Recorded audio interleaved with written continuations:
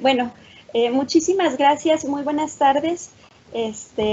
Su servidora, María del Carmen Altagracia Rocha Martínez, les presenta trabajo de investigación titulado Patrimonio del Paisaje de Calderones, Cuevas, La Trinidad, propuesta de identificación, registro e interpretación para obtener el grado de maestra en Sociedad y Patrimonio. El tema de estudio. ¿Qué fue lo que decidí estudiar? El paisaje del territorio histórico delimitado por el Rancho de los Calderones, la Hacienda de Santa Catarina de Cuevas y la Hacienda de la Santísima Trinidad al sur de Guanajuato y los elementos que la componen, así como los aspectos teóricos y jurídicos que ayudarán a promover su protección y puesta en valor a través de un trabajo de identificación, registro e interpretación. Los objetivos de este trabajo fueron tres. En primer lugar, caracterizar y describir el paisaje de Calderones, Cuevas, La Trinidad, mediante información y documentación técnica, trabajo de campo, investigación histórica y recopilación de testimonios y experiencias de quienes viven y participan de este paisaje. Asimismo, aportar la perspectiva de patrimonio cultural a la protección de espacios naturales, valorando los productos de la interacción entre los habitantes del paisaje y sus componentes naturales. También generar un documento de trabajo que sirva de guía para la argumentación en favor de la protección de este paisaje. Y por último, una herramienta como tal, el inventario, que contemple componentes naturales, históricos y culturales del paisaje y su interrelación. Los ejes de análisis en los cuales se estructura este trabajo fueron dos. El paisaje cultural, el cual, derivado de la revisión de varios conceptos en diferentes disciplinas, decidí conceptualizarlo como una porción de territorio con características morfológicas, ecológicas, culturales e históricas, que es representado y valorado por quienes se relacionan y viven en él. Se trata de una característica identitaria de la sociedad a la cual se encuentra vinculado y se transforma a lo largo del tiempo y que no es estático. Por otra parte, el eje llamado valores del paisaje, que refiere a cualidades de que un grupo o sociedad atribuye a los paisajes o que estos poseen por sí mismos. Pueden clasificarse según su naturaleza u origen como ecológicos, sociales, históricos, estéticos, entre otros. Entonces, estos fueron los conceptos que guiaron la investigación. Problema de investigación. Hubo dos grandes problemas a los cuales quise hacer frente con esta investigación. Por una parte, la perspectiva del paisaje desde la Cañada de Guanajuato, que se impone a otras formas de interpretar el paisaje. Es decir, si nosotros nos colocamos al centro de la ciudad o quizá un poco más al norte desde la Sierra de Santa Rosa, podremos tener una perspectiva del paisaje que es la que generalmente abunda en representaciones artísticas de todo tipo. Entonces, quise hacerle frente a ese problema porque detrás de esta perspectiva tenemos otras formas de apreciar el paisaje. También quiero demostrar que los valores de este paisaje determinan una perspectiva histórica de sur a norte como un tránsito natural y social desde el Bajío hasta el centro político y económico de Guanajuato, atravesando tierras cerriles pero productivas en agricultura, ganadería, minería y recursos forestales. La estructura del trabajo se compone de 3 capítulos. Uno de carácter introductorio, que establece los parámetros teóricos con los cuales se sostiene la investigación. También contiene diagnósticos y ejemplos de éxito en el tratamiento de paisajes en otras latitudes. El segundo se trata del inventario de valores paisajísticos, la herramienta que como tal refleja la identificación, registro e interpretación del paisaje de Calderones, Cuevas, La Trinidad para su posterior puesta en valor. Y el tercero, una revisión de 26 instrumentos jurídicos desde lo internacional a lo local que son pertinentes para argumentar la protección del paisaje estudiado. También su apartado de anexos y fuentes. Bien, en el capítulo 1, que titulé Definición y contexto del paisaje guanajuatense como patrimonio cultural y natural, el primer apartado es una introducción y un diagnóstico al paradigma predominante en estos momentos sobre la protección del polígono territorial Bufa, Picachos y Hormigueros. Este diagnóstico consistió en 4 etapas que fueron contraste de cartografía, interpretación de datos técnicos como elementos de patrimonio natural y o cultural, investigación específica sobre aspectos técnicos de los proyectos y detección de legislación vinculada en 4 proyectos de protección y de ordenamiento territorial. Estos proyectos fueron el estudio previo justificativo para el establecimiento de área natural protegida realizado por el Instituto Estatal de Ecología y la Universidad de Guanajuato en 2012, el estudio para el establecimiento de la zona de conservación ecológica realizado por el Ayuntamiento de Guanajuato en 2015, el proyecto de plan de ordenamiento territorial también del Ayuntamiento de Guanajuato en 2008 y el proyecto de ordenamiento territorial realizado por el Ayuntamiento y la UNAM en 2011. En este diagnóstico, pues hubo muchos puntos en común, sin embargo, y lo que me llamó mucho la atención y por lo cual refrendo la importancia de los aspectos jurídicos en la protección del paisaje, es que en la detección de legislación vinculada fue donde se encontraron las mayores diferencias y es justamente ahí donde encuentro la clave donde podrían realizarse diversos planteamientos. Después de esta parte introductoria de diagnóstico, paso a la revisión de ejemplos de gestión de paisajes culturales y sus criterios. El primero, el del ordenamiento territorial de Cataluña y el del paisaje agavero de Tequila. Bien, en el primer caso, que son los paisajes de Cataluña, cabe destacar que son paisajes protegidos con legislación emanada del Consejo Europeo del Paisaje, un convenio firmado por la Unión Europea en el año 2000. Se trata de paisajes reconocidos jurídicamente como parte fundamental del patrimonio y la identidad de esta comunidad autónoma española. Se ha protegido mediante políticas públicas especialmente diseñadas para el paisaje, con procedimientos que permiten acciones coordinadas entre ciudadanía y autoridades, permitiendo que se integren a políticas de medio ambiente, cultura y urbanismo. Su instrumento jurídico es la Ley 8/2005 de Protección, Gestión y Ordenación del Paisaje. Para los procesos de ordenación se diseñaron catálogos que incluyen inventarios y que justamente han servido de inspiración para la realización de este trabajo. En cambio, el paisaje agavero de Tequila, Jalisco, es un paisaje inscrito en la lista del Patrimonio Mundial de la UNESCO y es reconocido como tal por los estados partes de dicha organización.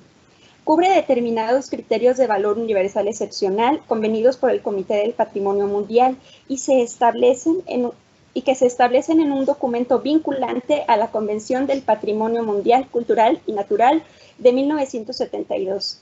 Una vez inscrito este paisaje, se elaboró un plan de manejo orientado a mejorar la calidad de vida de los habitantes de Tequila y a la preservación de dicho paisaje. La inscripción en la lista del Patrimonio Mundial ha llevado a las autoridades a actualizar los planes de ordenamiento territorial de Tequila y de ciudades aledañas. Bien, ya con estos ejemplos y con este aparato teórico que se presentó en el capítulo, cierro con una reformulación de la noción de paisaje cultural en el paisaje Calderones Cuevas La Trinidad. Bueno, en primer término, destaco que los cerros de la Bufa, los Picachos y el Hormiguero no son el único valor patrimonial que resguarda este paisaje. Por motivos de recuperación del patrimonio histórico y cultural que se encuentra estrechamente ligado a las formas físicas del paisaje, he decidido nombrar a este polígono como paisaje Calderones Cuevas La Trinidad. Se trata de un paisaje cuyo territorio está interconectado por un sistema de caminería que enlazaba la producción agrícola, ganadera y forestal con la industria minera, haciendas de beneficio, entre otros, teniendo en común los ríos que bajan de la Sierra de Guanajuato. Este paisaje se extiende hasta el noreste por el ejido de Calderones, El Cedro y las minas de El Pingüico, El Carmen, Santo Niño y El Nayal, así como las veredas y caminos que enlazaban con las haciendas de la Santísima Trinidad y Santa Catarina de Cuevas.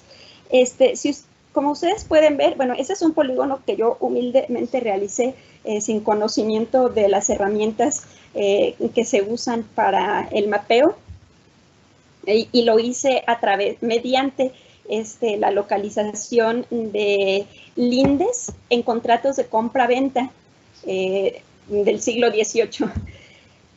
Coincide con estas otras hechas por geógrafos y urbanistas, ¿no? Que son las que corresponden al estudio realizado por el Instituto Estatal de Ecología y la Universidad de Guanajuato. Entonces, en cierta forma, son bastante coincidentes, ¿no? El trabajo realizado por ellos y las pesquisas que yo realicé en el archivo histórico. Bueno, entramos a el inventario de valores paisajísticos. Para la organización de los valores del paisaje que integran este inventario se retomaron 3 categorías: los valores naturales, los valores culturales, que desembocan finalmente en los valores sociales e históricos, en donde se sintetiza la interacción entre el hombre y la naturaleza. En un primer momento, los valores naturales, pues yo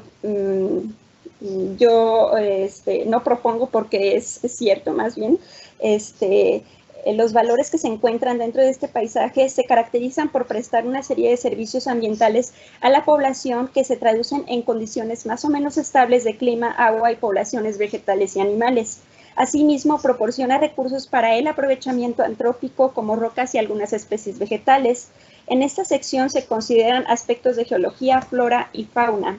En lo que refiere a geología, derivado de las investigaciones que ya se han realizado por profesionales de la geología y de la geografía, pues se puede decir que el territorio que ocupa este paisaje está vinculado geológicamente a la Sierra de Guanajuato y presenta relieves derivados de movimientos tectónicos y erupciones volcánicas. Asociado a estos procesos geológicos se localiza la presencia de metales preciosos y materiales pétreos que dan origen a las actividades mineras y, en consecuencia, al desarrollo de dinámicas socioculturales propias de la región. En la era cenozoica, según los estudios realizados, se concretan las formaciones distintivas de la zona, que son la formación La Bufa, la formación Los Ceros y el conglomerado rojo o conglomerado Guanajuato. Estos dos últimos de intenso aprovechamiento en la edificación de la ciudad. Pese a la existencia de registros que refieren la explotación de materiales pétreos, no hay evidencia documental del oficio de cantería, sino apenas hasta el siglo pasado. No así con la extracción de oro y plata, que ya se practicaba desde el siglo XVI. Durante los años 60 del siglo pasado se establecieron los primeros talleres de cantería en las cercanías de la presa de La Hoya, como el de la familia Mares, conocido como Canteras Artísticas de Guanajuato, o el de la familia Aguilar. Estos talleres fueron alentados por la construcción del edificio central de la Universidad de Guanajuato, que para sus trabajos trajo maestros cantereros del Estado de México para hacerse de aprendices capaces de construir este edificio. Actualmente, el taller de los Aguilar es uno de los más activos de la zona, explotando material del Banco Vizcarra, de donde se obtiene cantera verde, amarilla y morada. Hago el énfasis en estos talleres de cantería, pues durante el trabajo de campo tuve un acercamiento con los trabajadores de estos bancos, que se conocen el paisaje, el territorio de una forma excepcional, conocen los caminos y las veredas que llevan incluso hasta los límites con Salamanca. Ellos me proporcionarán información muy valiosa y sobre todo lo referente al oficio de la cantería. Pues bien, en lo que respecta a flora, se diseñó una ruta metodológica con fines de reconocimiento de las poblaciones vegetales. Esta ruta consistió en 5 puntos. Una parte teórica, que incluyó revisión de inventarios existentes y revisión de fuentes en materia de botánica y etnobotánica, y una segunda parte práctica, que consistió en la delimitación de transectos, lectura de paisaje y la formación del inventario. Bueno, aquí se localizó las poblaciones vegetales, que son los pastizales naturales, unas comunidades que crecen entre los 1.100 y los 2.500 metros sobre el nivel del mar, y son de especial aprovechamiento en las actividades pecuarias. Esto nos habla que el territorio fue usado para como grandes estancias ganaderas, y actualmente sigue siendo así. En cuanto al matorral xerófilo, son poblaciones arbustivas de presencia en zonas áridas o semiáridas. Considera algunos tipos de acacias, cactus y opuntias. El matorral subtropical, por su parte, son comunidades vegetales entre los pastizales y el bosque tropical caducifolio que se establecen en las laderas. Integra algunas especies de acacias, opuntias y mimosas. Finalmente, el bosque de quercus, que son bosques de encino en zonas montañosas y climas templados subhúmedos. En el paisaje estudiado, el bosque de quercus tuvo un importante aprovechamiento como recurso maderable que llevó al establecimiento de oficios relacionados como carpintero, maderero, carbonero, talador, entre otros, según censos del siglo XVIII. En este apartado de flora se inventariaron 114 especies vegetales y se registraron 88 usos etnobotánicos, que fue lo que ustedes pudieron ver en el documento. Bien, relativo a fauna, y que es el último apartado de lo concerniente a los valores naturales, pues establezco que debe reconocerse la importancia de las especies animales en la conservación y equilibrio de los ecosistemas, ya que la alteración de su población, ya sea que disminuya, aumente o se extinga, modifica sustancialmente aspectos relacionados con otros componentes del ecosistema y la calidad del medio ambiente. Cuando el paisaje se ve alterado en dichos componentes, sus valores culturales pueden desenraizarse y poner en duda su identidad. Este inventario pone énfasis en los estatus poblacionales y de protección de algunas especies animales localizadas en la zona. Se recurrió a los inventarios de los estudios justificativos, a los inventarios de fauna de la Secretaría del Medio Ambiente y Ordenamiento Territorial, a registros e ilustraciones científicas de Alfredo Duyé, plataforma Enciclovida de la CONABIO, la norma oficial mexicana 59 Semarnat 2010 y la plataforma RedList. Bueno, ustedes vieron la estructura de estas tablas, en donde solamente consigno especies animales que están reconocidas, vamos a decirlo así, oficialmente, ya que por mí misma no pude realizar un trabajo de campo en tanto representa el ejercicio de una práctica, de una disciplina muy específica, en donde se tienen metodologías muy definidas para cada especie. También cabe destacar que, y no quise abundar en eso, en los usos aeutrópicos de los animales, porque para mí quedó claro, por ejemplo, que la víbora de cascabel sigue siendo una especie todavía muy perseguida para curar, por ejemplo, epilepsia. Entonces, para no alentar un uso de las especies animales, decidí poner énfasis en su estatus poblacional y la protección que la ley le ofrece. Y como les decía, únicamente apegado a inventarios oficiales, porque también debo decir que se han realizado avistamiento de otras especies, como es el caso del águila real, que aún la Semarnat no reconoce como una especie propia de esta zona, pero que el ave se encuentra ahí. En una visita a mí de campo me tocó ver y escuchar a uno de estos animales. Pero bueno, apegada a lo oficial, eso fue lo que quise consignar. En lo relativo a valores culturales. Bueno, los valores culturales los entiendo como el conjunto de manifestaciones de idiosincrasias locales, representaciones, expresiones, usos, conocimientos y técnicas, así como los objetos y espacios que le son inherentes. Su materialización y vinculación con la sociedad conforma el patrimonio guanajuatense. También se trata de manifestaciones del imaginario colectivo, una reconstrucción del paisaje a partir de la experiencia. Y el paisaje cercado por el crecimiento urbano, retomo el concepto de isla de la memoria, establecido por el teórico de patrimonio Joan Santacana, ya que se puede estudiar en términos de historiografía en una temporalidad de larga duración, porque sus elementos están relativamente intactos y se conserva un conocimiento del aprovechamiento de este territorio. Bien, en estos valores culturales, pues necesariamente tengo que retomar la fiesta en honor a San Ignacio de Loyola, porque pues es parte de la identidad guanajuatense. Celebrada anualmente desde 1616 por iniciativa de los vecinos de este Real de Minas, consiste en una romería popular realizada cada 31 de julio, que tiene por objeto venerar al santo patrono de la ciudad en las faldas del Cerro de la Bufa y el Cerro del Hormiguero. La costumbre es ascender al risco y visitar la cueva donde se halla una pintura del santo. Según el padre Marmolejo, en sus efemérides se consagraron 2 cuevas a San Ignacio, de la cual solamente se reconoce una y la otra está perdida, pero bueno, esa es como parte de otra investigación.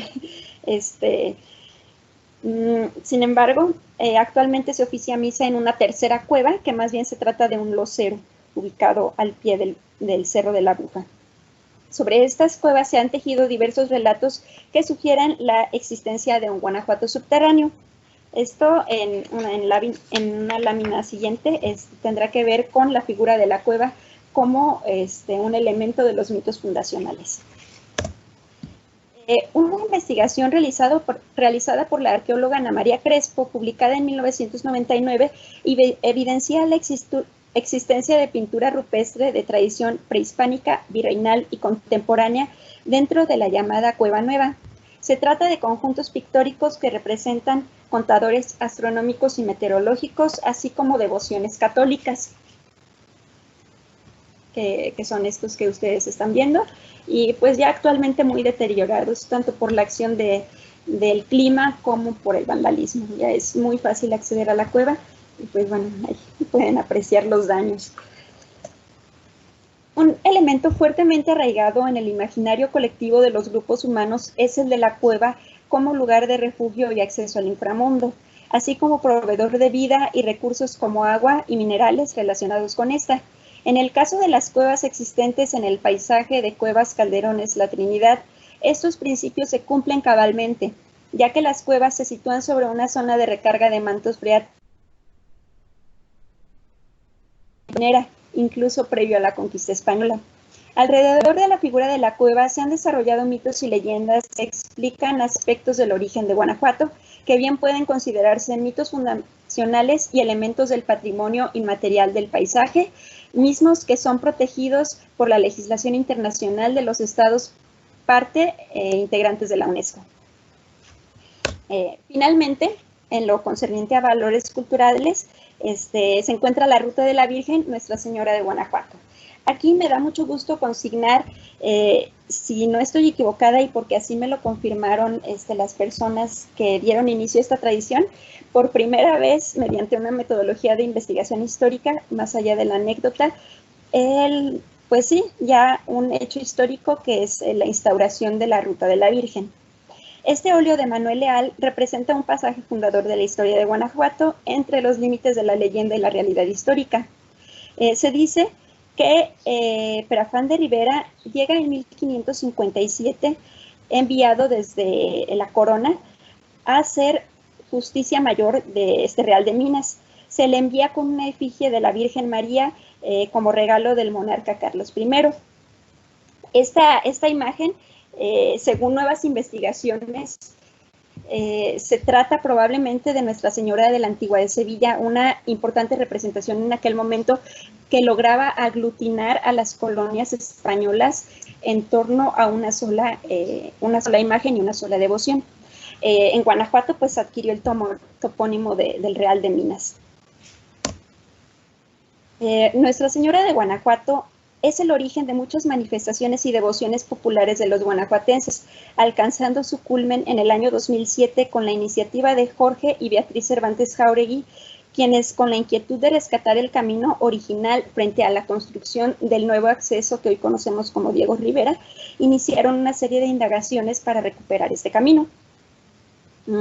Pues con esta motivación, el doctor Cervantes encabezó un grupo de profesionistas guanajuatenses devotos de la Virgen y apasionados del senderismo y el montañismo para llevar a cabo el reconocimiento de dicho trayecto entre la comunidad de la Hierbabuena y el Cerro del Hormiguero.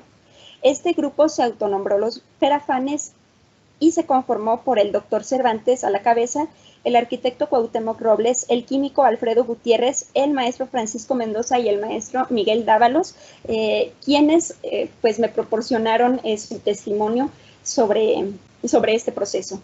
Una vez identificado el camino, propusieron al entonces abad de la Basílica, padre Juan Rodríguez de Alba, el consentimiento de esta ruta y las gestiones necesarias para su realización, mismas que fueron otorgadas, así como indulgencia a quienes la recorrieran. También se concertaron acuerdos con los propietarios de los predios que atraviesa el camino.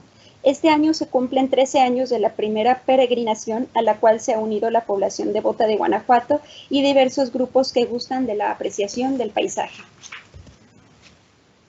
Finalmente, el segundo capítulo cierra con los valores históricos y sociales, que son los eventos y procesos que tuvieron lugar dentro del paisaje estudiado. El paisaje de Calderones Cuevas La Trinidad se puede estudiar en la temporalidad de larga duración, como les comentaba en láminas anteriores, por la relativa estabilidad de las formas físicas del paisaje.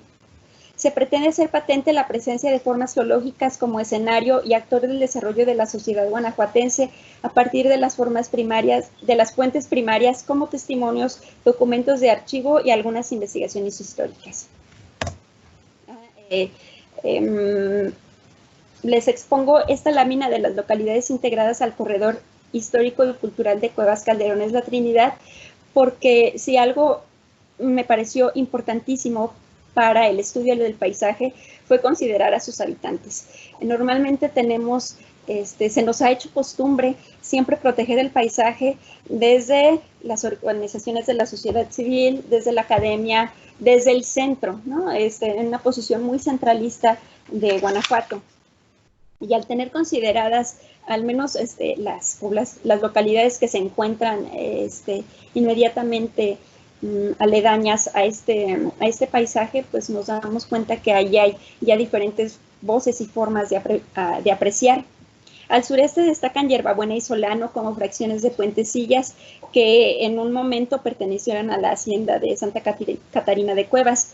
Carbonera, que fue un asentamiento también perteneciente a Cuevas desde el siglo XVI, y pues como detalle especial, pues ahí doña Josefa Teresa de Busto y Moya tuvo algunos apiarios y unas estancias ganaderas. Hacia el suroeste se localiza la localidad rural de Montecillo, perteneciente a la hacienda de la Santísima Trinidad. También se comprenden las minas al oeste de Santo Niño, Santa Bárbara, El Carmen y Pingüico, cerrando hacia el norte con Calderones, una estancia ganadera que actualmente es ejido con una extensión de 1,342 hectáreas. La razón de elegir Calderones como punto de partida para estudiar las tierras cerriles del sur de Guanajuato es que, derivado de la investigación documental, se ubicó el rancho de los Calderones como un sitio de tránsito que enlazaba las haciendas y tierras de labor con las minas y el centro de Guanajuato. En este rancho intersecaban 3 importantes caminos desde el siglo XVI, que es el Camino al Cubo y San Miguel, el Camino o Cuesta de Mari Sánchez, que ahora está deshabitado, era un rancho, y el Camino a la Carbonera. Para entender la configuración de este corredor histórico y cultural, se elaboró un bosquejo histórico sustentado en 4 ejes: la geología, la tenencia de la tierra, la minería y el reparto ejidal. En lo relativo a genealogía, el rancho de Calderones tomó su nombre de la prolífica descendencia de Alonso Calderón y Magdalena de Vera, quienes obtuvieron estas tierras en el año de 1655. Aquí hago el apunte que algunos geólogos tenían la idea de que Calderones tenía ese nombre derivado de quizá alguna actividad volcánica que había sugerido que había grandes calderas que exhalaban vapor del interior de la tierra. Y de hecho eso mismo me lo dijo un ingeniero geólogo que vive ahí en Calderones. Y yo le dije, no, y tengo documentos que lo demuestran. No, efectivamente se trata de una persona de apellido Calderón que tuvo mucha descendencia. Se revisaron archivos históricos que demuestran la existencia de hasta 6 generaciones entre 1655 y 1759, y a principios del siglo XX un último descendiente, del que más adelante van a conocer su nombre. Sin embargo, para el siglo XIX, la congregación de Calderones, entendida como un grupo de familiares, ya se había disuelto por diversos procesos migratorios. Bueno, esta lámina no es con la intención de que la vean detenidamente, sino para que vean que se realizó este trabajo de árbol genealógico y detectar, ¿no?, algunos elementos clave, algunos personajes que tuvieron incluso incidencia en negocios en la ciudad que tenían que ver con ganadería y con la explotación de la cantera.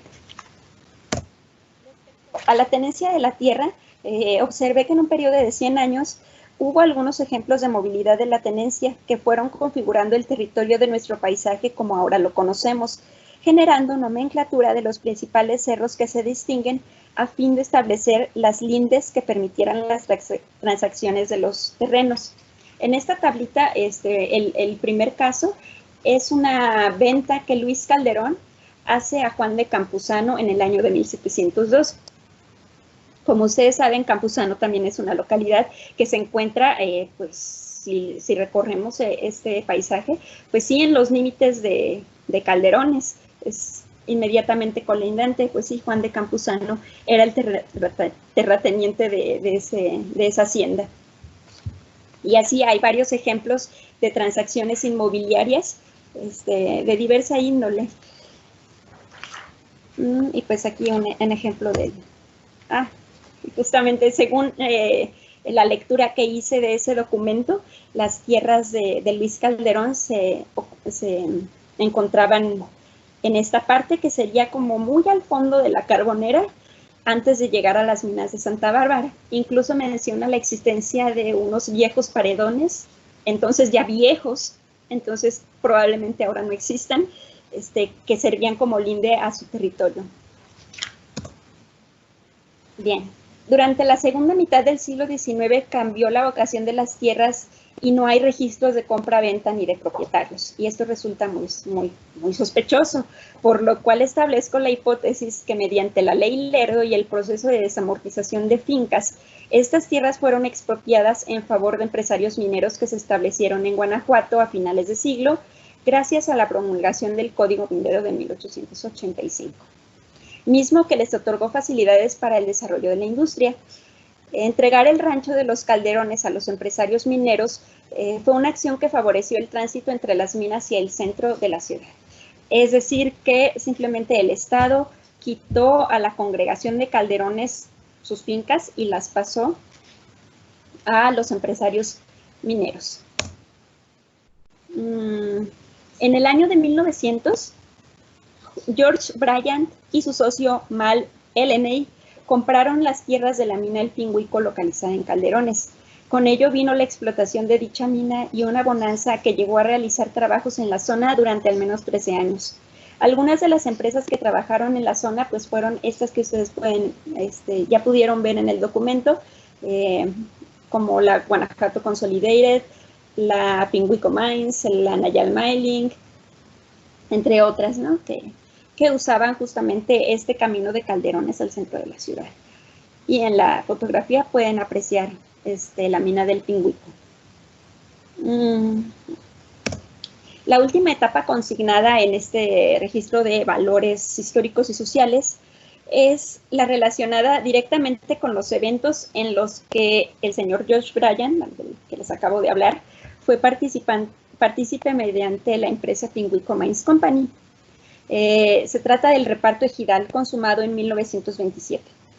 La solicitud de dotación y restitución de tierras fue promovida por los habitantes de Calderones, liderados por Petra Calderón, en el año de 1922. El Ejecutivo Federal, entonces encabezado por Plutarco Elías Calles, decretó la dotación ejidal, más no la restitución, solamente les dotaron, con base en la Ley Agraria de 6 de enero de 1915.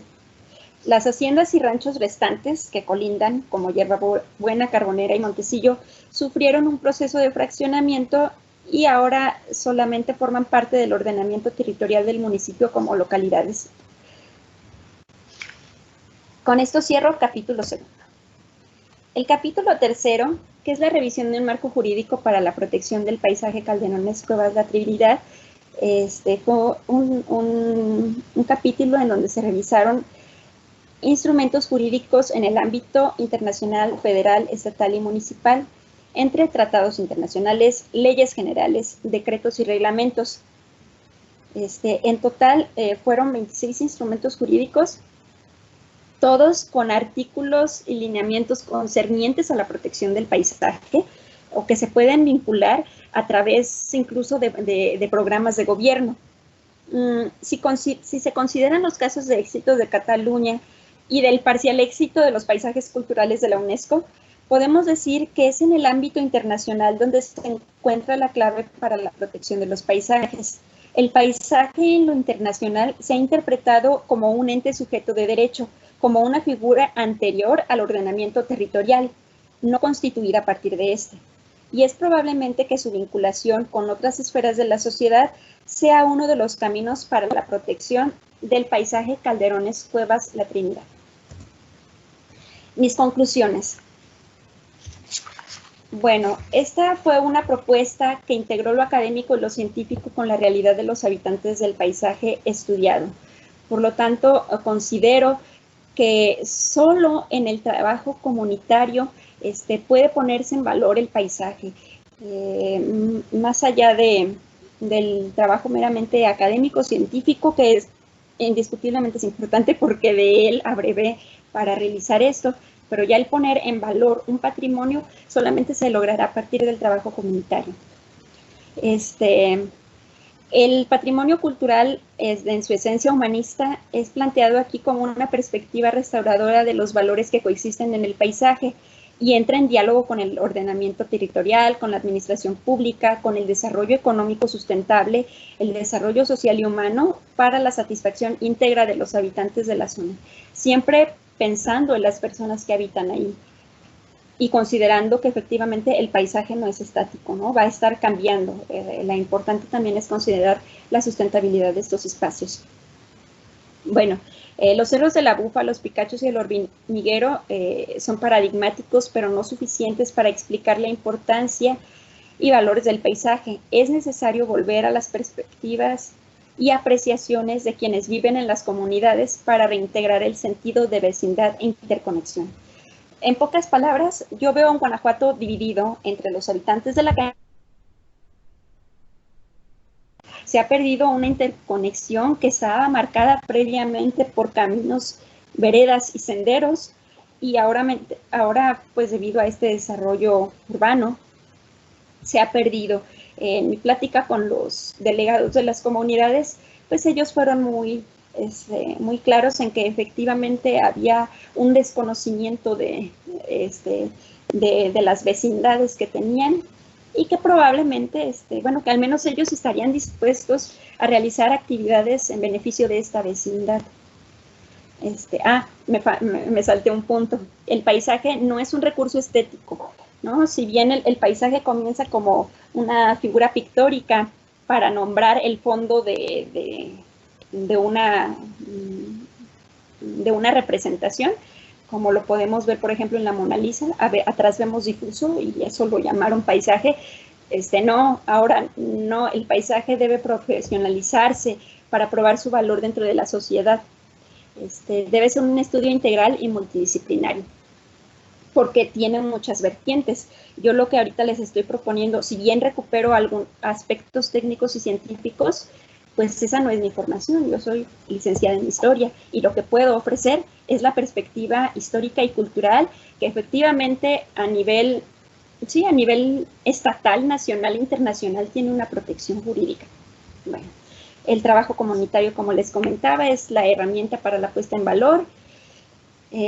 También la importancia del paisaje como concepto dentro de la legislación para valorar su contenido, es decir, el paisaje ya entendido como un concepto más jurídico, más autónomo, que no dependa de las acciones locales en materia de ordenamiento territorial, ¿no? Justamente como lo vimos en Cataluña, que bajó desde lo internacional hasta asentarse en la comunidad autónoma. Y finalmente concluyo que también la preservación del paisaje debe de hacerse entendiéndolo como un ente dinámico. No podemos considerar el paisaje como un objeto de museo estático. Él va a cambiar. Lo ideal y lo deseable siempre es que cambie en torno a directamente por la propia naturaleza, no por actividades antrópicas. Si se va a hacer como en el supuesto, por ejemplo, de la creación de del establecimiento de proyectos productivos a partir del uso etnobotánico, pues que sea sustentable, ¿no? Para que su valoración sea pertinente, para que no haya degradación del entorno, pero se siga aprovechando, ¿no? Y les agradezco mucho su atención. Es todo. Muchas gracias, maestra, casi maestra alta, ¿no? Estoy muy contento por estar aquí el día de hoy en este muy bonito ejercicio, escuchándola. Me dio mucho gusto ver todo lo que nos ha presentado el día de hoy. Entonces, miren, de acuerdo al protocolo que previamente tenemos pues aprobado, yo le rogaría mucho al maestro Víctor Manuel Ortega Chávez que proceda a hacer la primera interpelación, es decir, pues el conjunto de preguntas y respuestas entre la tesista y el miembro del sínodo. Y para esto yo le voy a agradecer al maestro Víctor que él abra su micrófono, igual que la licenciada María del Carmen Altagracia Rocha Martínez, y nosotros, el de la voz y la maestra Ada, vamos a continuar con nuestro micrófono cerrado para darles oportunidad a ustedes de que puedan interactuar. Entonces, les cedo el uso de la voz, estimado maestro Víctor Manuel Ortega Chávez. Sí, gracias, muy amable.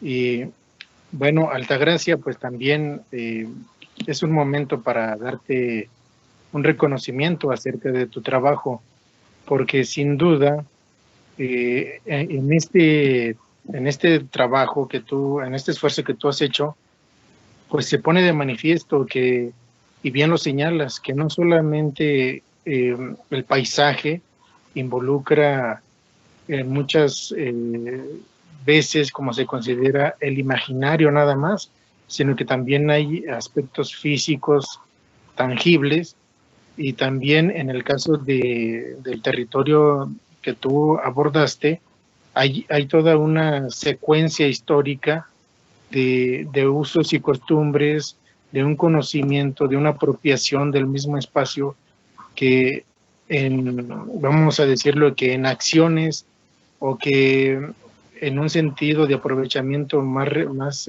actualizado se deja a un lado, y esa historia muchas veces no solamente era de acuerdo a un aprovechamiento de recursos o de aspectos religiosos o de un entendimiento desde lo local, y que esta manera actualizada de querer romper con toda esa dinámica, con toda esa historia, con toda esa tradición, muchas de las veces se deja a un lado y se pierde esa identidad, se pierde ese entendimiento, y en muchas veces el equilibrio que existe entre lo que son los aspectos naturales y lo que son los aspectos antrópicos del mismo territorio. En ese sentido, tú destacas 3 maneras de abordar tu trabajo, que sería la parte, pues como lo señalas, un inventario natural, aunque no detallado, aunque no específico, sí señalas que la riqueza de flora y fauna aparece sin duda, los valores culturales, la misma tenencia de la tierra, y que también aparece el ámbito jurídico, que en buena medida desde la época de la colonia ya tiene toda una trascendencia. A mí me surge una duda en el sentido de si tú quisieras trasladar tu trabajo al común de las personas, ¿cómo lo traduces? ¿Cómo nos ayudarías a entenderlo para que se buscara que esa apropiación no se perdiera, que esa identidad no se perdiera, no se difuminara en ese le llaman devenir del traslado histórico, y que bueno, ahorita la vorágine, la manera acelerada de vivir, de trasladarse, de ocupar el territorio, muchas veces lleva a que los habitantes o las mismas personas que están cercanas al territorio por sí mismas pierden esa identidad. Tú señalabas, por ejemplo, del sitio de Calderones, que tiene una ascendencia histórica de un propietario y que a lo largo del transcurso del tiempo pues ha estado perdiendo esa identidad. Entonces, en ese sentido, ¿cómo nos ayudas a entender, cómo traduces tu trabajo en pocas palabras? Es decir, yo llevo tu trabajo a la comunidad, yo lo llevo a la presidencia municipal, yo lo llevo al mismo grupo de profesionistas que han estado intentando rescatar el valor natural del entorno para que no se vuelva nada más un aprovechamiento hacia la explotación de los recursos, sino que se vuelva también hacia la protección, que se vuelva hacia la restauración. Entonces, ¿cómo llevo yo ese mensaje tuyo hacia ellos? Ya sea especialistas, ya sea público común. ¿Cómo traducirías esa riqueza histórica, esa riqueza, en este caso, pues jurídica, el inventario natural que tú misma destacas o resaltas en tu documento? ¿Cómo llevar ese mensaje para que quienes están ocupados y preocupados en tener una apropiación más coordinada, más acorde, tú lo señalas, más sustentable, verdaderamente incida en ese manejo, en esa distribución, en ese ordenamiento del territorio? ¿Cómo lo traduces? ¿Cómo nos comentas tú que lo pudieras trasladar hacia el común para que tu mismo documento se vuelva un instrumento, una herramienta de que se entienda cómo trasciende esa historia y por qué Guanajuato tiene tal configuración y por qué esas haciendas o por qué esos territorios ya lo ocupaban con ciertas características y con cierto orden? Ayúdanos, ¿cómo lo resumes? ¿Cómo lo trasladas? Sí, mire, para empezar, esto es algo que ya he estado visualizando porque quiero que sea mi trabajo de doctorado. Como esta es la información lisa y llana. Si yo la quiero difundir, pues el primer paso, pues cosas muy sencillas como la edición. Pero ya el tratamiento directo con las personas, a mí me interesa en primer momento establecer el trabajo con las comunidades. Esto ya lo experimenté en mi visita a Carbonera, a Calderones, y también fui a San Isidro, que aunque no está contemplado en este polígono, pues bueno, es colindante y de alguna manera formó parte de este paisaje, ¿no? Ya que incluso por ahí atraviesa un camino, una ramal del Camino Real que llevaba hasta Marfil, de las minas del Chorro hacia Marfil. Bueno, es un proceso de concientización y de revalorar lo que tienen. Las comunidades se sienten sí muy rezagadas, muy desamparadas por parte de las administraciones municipales, y no es para menos.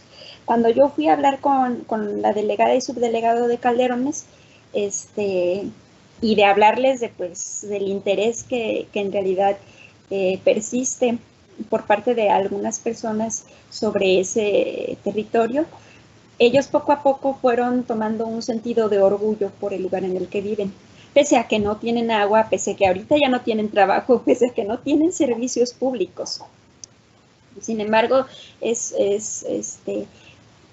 presentar esta información también ayuda a revalorar lo que poseen y el lugar donde habitan.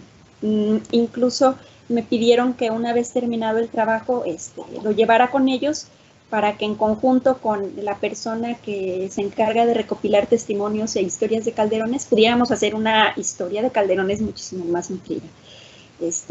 Entonces, el traslado de esta información no es llegar y darles el documento de ninguna manera, Se tiene que realizar a través de diversos proyectos. Les cito un ejemplo. La Secretaría de Cultura actualmente tiene una convocatoria para el desarrollo de proyectos culturales en comunidades indígenas, en localidades rurales y en grupos marginados. Esta es una vía para, a través de la cultura, el arte y la historia, comenzar a poner en valor el patrimonio que ellos mismos tienen. Es una labor en parte de educación, en parte de recuperación. Ya después yo saldría a hablar con los especialistas, bueno, saldríamos, porque pues no, o sea, el diálogo tiene que ser entre todos los que habitan, ¿no? Esa zona. A mí me interesa el habitante. Yo de aquí estoy viendo el Cerro de la Aguja, porque mi fraccionamiento está, el lugar de su casa está aquí y lo veo, y está bien, pero yo no vivo ahí, yo no padezco ni los vientos, ni los truenos, ni las lluvias, ni los coyotes, ni los mil y un elementos que ahí existen. Los que lo experimentan y viven son ellos. Entonces, antes de entregarles como, miren, existe esto, más bien es el recuperar poco a poco. Yo les tengo una guía, como lo puse en los objetivos, se trata de una guía para ir recuperando ese patrimonio y ponerlo en valor, interpretarlo y entenderlo. Herramientas hay muchas y esas son las que yo pretendo, algunas, pues ejecutar en mi trabajo de doctorado para ver que efectivamente haya un traslado desde lo teórico, desde el escritorio, hacia la comunidad.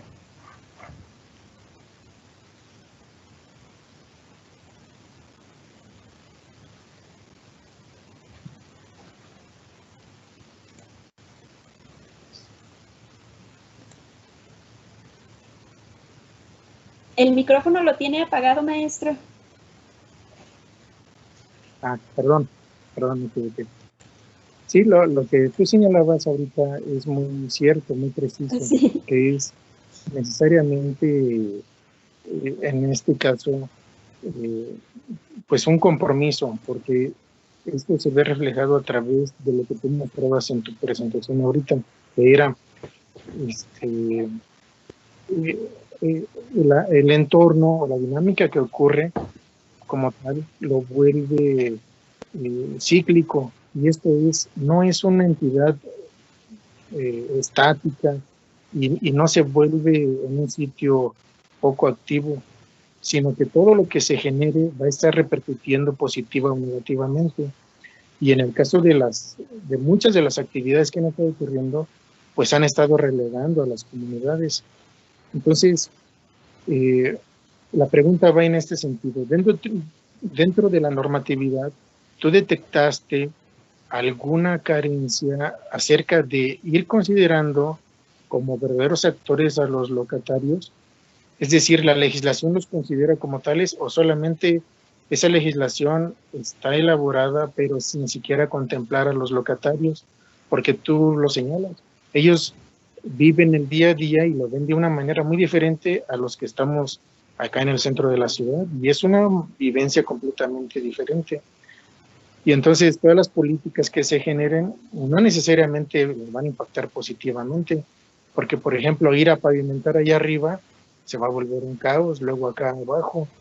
Es decir, se debe de pensar de una manera integrada. Entonces, en esa legislación, en todo ese ordenamiento jurídico que tú revisaste, ¿cómo lo ves? ¿Se ve completo? ¿Hay algunas carencias? ¿Qué sugieres para que se vuelva un poquito más ahí en esa parte? Claro. Se dice que hay mucho trabajo por hacer. Sí, puede haber carencias, pero considero que con ese marco jurídico es suficiente para echar a andar una protección de este paisaje. Y suficiente en el sentido, como les mencionaba, que la legislación internacional lo prevé y es muy certera en el asunto de los habitantes de esas localidades. También en otras, en leyes generales como la de desarrollo forestal, me parece, se contempla la participación activa de los locatarios. Lo que pasa, yo creo que la deficiencia está justamente en el armado decía mi profesor de Derecho, de esta retícula en donde se integren todas las leyes y donde podamos intersectar, ¿no?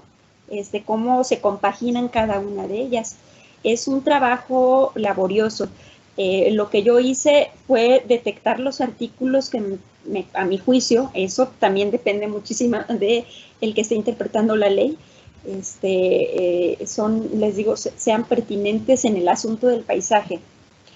Seguramente faltan precisiones, ¿no? Como en el caso de la ley del patrimonio cultural del estado de Guanajuato, se contempla la zona de paisajes culturales. Es un gran avance, sin duda, porque no todos los estados la tienen, y el pensar el paisaje como patrimonio cultural ya es un gran avance. Sin embargo, se sigue en esta visión del paisaje romántico, que hay que preservar porque pues, es agradable a la vista y porque tiene unas tradiciones y unas costumbres. Bueno, ya es un avance, se puede perfeccionar, pero aún así nos sirve. Yo, la participación de los habitantes de las localidades la encontraría en la Ley del Desarrollo Social y Humano del Estado de Guanajuato, la federal. Es ahí donde vamos a encontrarnos con los elementos que nos ayuden a proteger el paisaje desde la realidad de ellos. Así es. Bueno, nuevamente, felicitarte por tu trabajo. Es un trabajo muy excelente. Para mí se va a volver una referencia porque es un trabajo que está contribuyendo concienzudamente a entender todo ese entorno y a darle esa identidad, porque muchas veces se olvidan. Entonces, de mi parte, es todo lo que yo aporto en este caso hacia las preguntas. Muchísimas gracias. Gracias, doctor, maestro.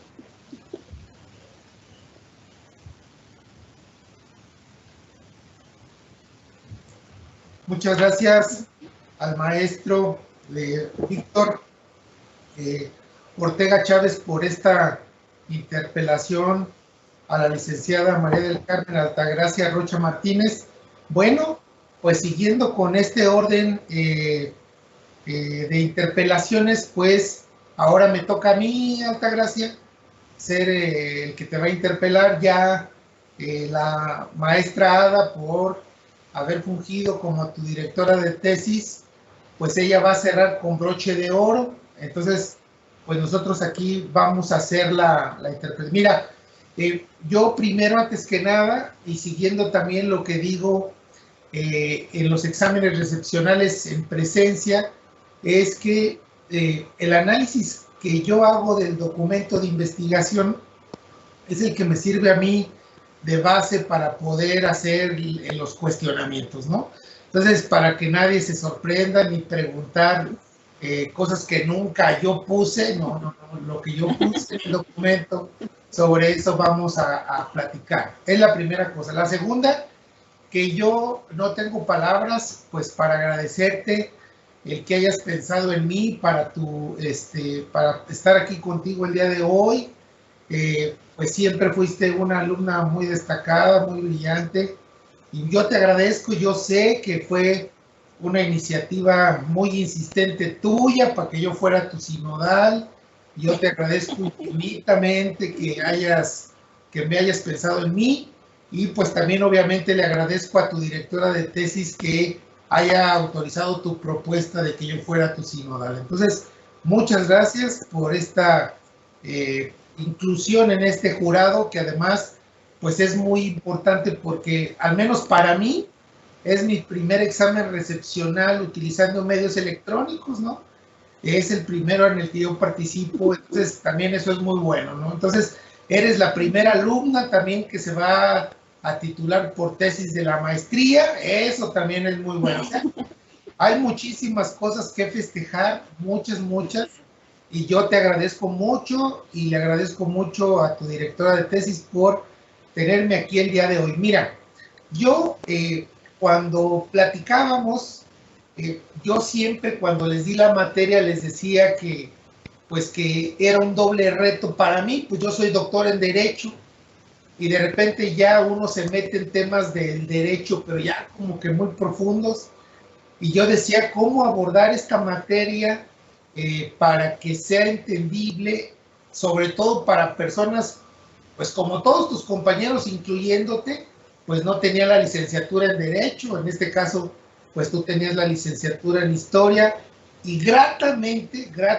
me doy cuenta que el método que utilicé, pues funcionó muy bien porque entendiste muy bien todo el tema en el capítulo 3 que pones el fundamento jurídico, que te vas desde la parte de los tratados internacionales, que analizas, fíjate, lo acabas de decir hace un momento, pues tú interpretaste los tratados internacionales y las leyes según tu mejor leal saber y entender, pero fíjate que lo hiciste muy bien, me gustó mucho el desarrollo que hiciste del tercer capítulo, que es, como es mi área de especialidad, pues obviamente de ese capítulo yo te voy a preguntar, ¿no? Porque esa es mi área, pero yo te felicito mucho porque interpretaste muy bien, tomaste los artículos muy bien, seguiste un método analítico de un jurista muy destacado que es Hans Kelsen, te fuiste primero con el derecho internacional, luego con el nacional, luego con el estatal y terminas con los reglamentos, ¿no?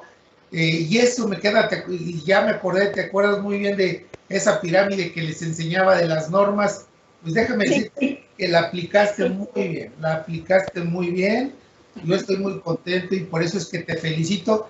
Y cuando me decías antes, oye, ¿qué observaciones le va a hacer a mi tesis?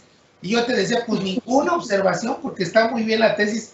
Antes yo te dije, y pues ahora te lo digo en tu examen recepcional, pues que pues necesitamos hacer un paseo por todos esos lugares tan maravillosos por donde anduviste, todas las fotos que tomaste, todo eso. Necesitamos hacer un paseo, Alta, ni modo. Si no, no vas a pasar tu examen recepcional. No, un paseo nos va a caer a todos muy bien mira, yo te voy a hacer dos comentarios. Mira, el primero, como yo te dije que yo analizo el documento de investigación completito, si lo tienes tú ahí tu documento y te vas luego a donde empiezas con tu capítulo tercero y que en el documento, que por cierto también te quiero felicitar, esta no parece tesis de maestría, esta parece una tesis de doctorado, porque mira, te quiero decir que te pongas en la página 310. En la página 310 de tu tesis hay un párrafo que es el penúltimo párrafo, en el que dices tú, fíjate lo que dices, dice, y que lo subrayé aquí en mi lab, que lo subrayé aquí en la iPad, además del reconocimiento, dices tú, interpretación y puesta en valor de la historia del polígono, de la flora, de la fauna, de sus recursos minerales, de sus manifestaciones culturales, dices tú, fíjate, tener un panorama desde las leyes en sus distintos niveles, desde el internacional hasta la administración municipal, es un ejercicio, y eso es lo que quiero que me profundices un poco más, dices tú, es un ejercicio práctico que aterriza los conocimientos teóricos en la posibilidad de una investigación aplicada. Eso a mí me encantó que lo pusieras, por eso quiero que me digas cómo fue este ejercicio práctico en tu investigación aplicada, Alta. Adelante. Sí, bueno, el ejercicio práctico pues consistió de dos momentos. Justamente realizar toda la investigación, la indispensable interacción con las personas con las que me entrevisté, a donde asistí para que me apoyaran en términos de ordenamiento territorial allá en el INPLAN, mi asistencia con los delegados, ver las necesidades de las comunidades y también todas aquellas cosas de las que eran conscientes, me llevó a pensar en los convenios del patrimonio cultural, tanto el de 1972 como el de 2005, no, se me olvidó el año, el que es de patrimonio inmaterial. Porque entonces fui entendiendo estos postulados jurídicos. Uno a veces piensa que las leyes se redactan en la comodidad del escritorio, pero justamente detrás de quien legisla hay todo un equipo que le está poniendo al legislador la realidad sobre la mesa. En el caso, voy a pensar en un ejemplo.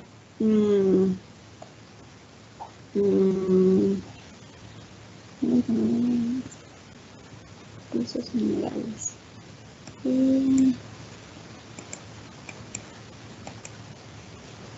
Ajá. Pues no, pues sobre lo que nos especializamos en la maestría, ¿no? Sobre patrimonio cultural.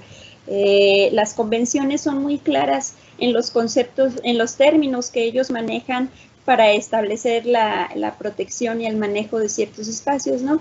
Como es el caso de los paisajes, que esta figura entró en el año de 1992, 20 años después de la emisión del convenio. Entonces, yo al ver la definición de paisaje cultural, podría verse un poco alejada de la realidad, en virtud de que también depende mucho de las zonas en donde es estudiado el paisaje, ¿no? No es lo mismo un paisaje de unos viñedos alemanes que ya por sí mismos tienen una protección garantizada, ¿no? Por el avance en sus leyes, en la protección de sus espacios naturales, a un espacio justamente como este de Tequila, Jalisco, que tuvo que reorganizar completamente sus estructuras, ¿no? De hecho, creo que si mal no recuerdo, fue con Tequila que se empezaron a pedir los planes de manejo, si no, ya no había inscripción a la lista del patrimonio mundial. Entonces, contrastar las realidades con la norma jurídica fue importante para mí para detectar todos los artículos, ¿cómo dijo usted? Bueno, sí, los artículos de las leyes que son pertinentes al caso. La interpretación de la ley no la hice más que con las herramientas que usted y el maestro Fernando de León nos ofrecieron. Y creo que siempre basado en el principio del beneficio a la sociedad y a la que especialmente va a los más vulnerables, ¿no? Como el caso de la Ley del Desarrollo Social y Humano de tanto la federal como la estatal, pues se pueden ver, no recuerdo cuántos artículos son, pero es una cosa mínima. Sin embargo, pues ahí se sustenta que algunas poblaciones vulnerables pues deben ser incorporadas a ciertos programas que vengan en beneficio de su propio desarrollo. Y estos programas pues no solamente es la despensa, la tarjeta de ayuda, el bono, no, también es en el ámbito cultural que los puede llevar a un desarrollo incluso económico. El caso es como ampliar un poco la perspectiva, y en el derecho internacional otra vez tenemos una respuesta, ¿no? Con los documentos básicos de patrimonio cultural, tan solo los emanados por la UNESCO, ¿no? Habrá otros muchos. Creo que algo así, doctor, no sé. No, muy bien, Alta. Mira, de hecho, eso que dijiste tú es muy cierto, que ya lo habías comentado. Fundamentos jurídicos para proteger el paisaje cultural, natural, sí hay, o sea, y desde los tratados internacionales y hasta la legislación más básica en el ámbito de los estados, sí hay, ¿no? Y también pusiste ese gran ejemplo que es el famoso, que es muy famoso, el famoso paisaje agavero de Tequila, es muy famoso. Ahí lo dices tú en tu tesis, que está protegido ese paisaje por normas, muy bien. Entonces, mira, yo creo que lo entendiste muy bien, y a eso finalmente se reduce esta parte del derecho aplicado a una investigación práctica, que puede ser lo más práctico que tú quieras o lo mejor, pero si en el fondo, como yo les decía, no hay un fundamento jurídico para actuar, no hay nada, porque finalmente se actúa en el vacío. Por más que queramos proteger un paisaje, si no hay de dónde agarrarnos, no vamos a proteger nada. Entonces, afortunadamente, aquí hay normas que permiten proteger este polígono, que tú muy bien lo señalas y que a mí me gustaría que nos llevaras a conocer. Bueno, Y la segunda intervención, que yo te dije que iban a ser nada más dos, la segunda la tomo también porque es un punto, estos dos puntos me encantaron porque fíjate que dicen mucho esto que te acabé de preguntar, y ahora te voy a preguntar, ahí en tu página 319 ya te estás refiriendo al derecho nacional, al derecho mexicano, y luego dices tú ahí en el último párrafo del artículo 310, de la página 319, dice, la identificación de leyes que probablemente incidan en el paisaje cultural citado, fíjate lo que dices, no pretende de ninguna manera hacer un análisis jurídico, sino la ejecución de un derecho ciudadano derivado de la necesidad de poner valor al patrimonio. Eso me encantó, fíjate, tú siendo humilde en tu documento, dices, no pretende ser un análisis jurídico, ¿no? Lo que tú quisiste redactar, lo que tú quisiste dejar en ese documento, es la otra parte, que el valor que le da el derecho al paisaje, ¿no? Ese es el valor que necesita ser protegido, pero fíjate cómo tú lo pusiste ahí, como un derecho ciudadano, ni siquiera como una especie de derecho que puede tener una persona en lo individual, sino un derecho colectivo, ¿no? Un derecho humano que permite darle valor al patrimonio. Y luego todo eso, fíjate que luego me acordé de un filósofo de la ciencia, un filósofo que es muy importante, sobre todo en la parte de la ética material de los valores, que es un autor alemán que a mí me encanta mucho. Max Scheler se llama este autor alemán, que escribió un libro muy famoso sobre la ética material de los valores, y él en una parte de ese libro, él decía que el ser humano protege desde el derecho hasta que le da valor a las cosas. En un momento y tiempo determinado, el ser humano en su evolución va valorando las cosas, y cuando las valora, las protege desde el derecho. ¿Por qué antes no había derecho ambiental y ahora sí hay derecho ambiental? Pues porque ahora al ser humano le preocupa el medio ambiente. ¿Y a poco vivíamos en el espacio? No, vivíamos en el planeta Tierra, pero no había ningún derecho que protegiera al planeta, que protegiera el paisaje, que protegiera los rasgos culturales. No había nada de eso. ¿Por qué? Porque fue hasta que el ser humano le dio valor, fue hasta ese momento en el que el derecho se preocupó por protegerlo, ¿no? Y es lo que dice Max Scheler, que de ser un valor ético se transforma en un valor normativo, aquello que la sociedad le da valor y que por lo tanto pues protege desde el derecho. Entonces, ¿cómo fue? Y ahí viene la pregunta ya, con esto voy a cerrar. ¿Cómo fue que tú pusiste esa idea de derecho ciudadano del valor del patrimonio? O sea, ¿cómo fue? A ver, ¿cómo salió eso? A ver, déjeme ubico otra vez el párrafo. Sí sé cuál está diciendo. Es el último de la página 319. A ver, sí.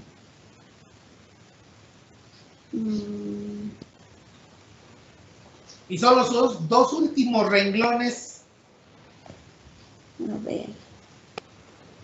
Es que, sí, y me acuerdo que me mencionaron ese párrafo porque los profesores se consideraban que sí era un análisis jurídico, pero en ningún sentido es un análisis jurídico.